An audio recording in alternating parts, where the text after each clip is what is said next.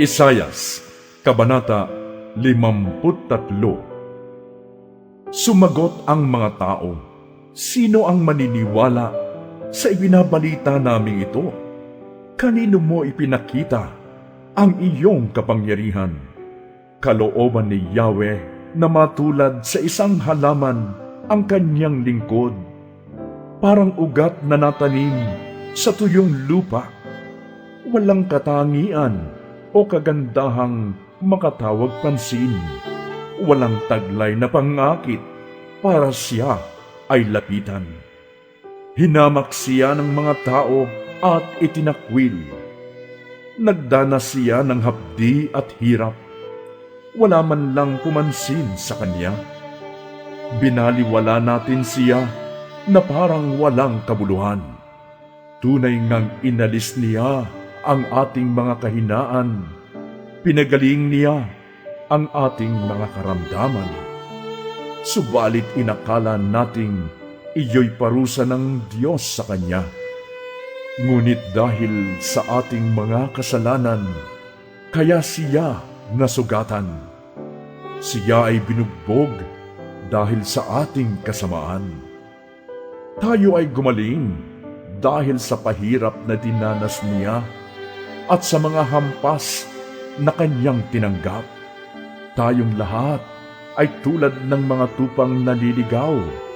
Nagkanya-kanya tayo ng lakad. Ngunit ipinataw ni Yahweh sa kanya ang kaparusahang tayo ang dapat tumanggap. Siya ay binugbog at pinahirapan, ngunit hindi kumibo kahit isang salita. Tulad ay tupang nakatakdang patayin, parang korderong hindi tumututol kahit na gupitan, at hindi umiimik kahit kaunti man. Nang siya'y hulihin at hatulan upang mamatay, wala man lamang nagtanggol sa kanyang kalagayan. Siya ay pinatay dahil sa sala ng sangkatauhan. Siya'y inilibing na kasama ng masasama at mayayaman, kahit na siya'y walang kasalanan o nagsabi man ng kasinungalingan.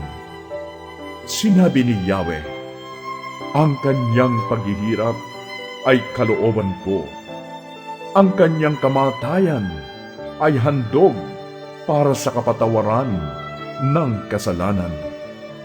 Dahil dito'y mabubuhay siya ng matagal, makikita ang lahing susunod sa kanya, at sa pamamagitan niya'y may sasagawa ang aking panukala." Pagkatapos ng mahabang pagdurusa, muli siyang lalasap ng ligaya. Malalaman niyang hindi nawalan ng kabuluhan ang kanyang pagtitiis. Ang tapat kong lingkod na lubos kong kinalulugdan, ang siyang tatanggap sa parusa ng marami, at alang-alang sa kanya sila'y aking patatawarin.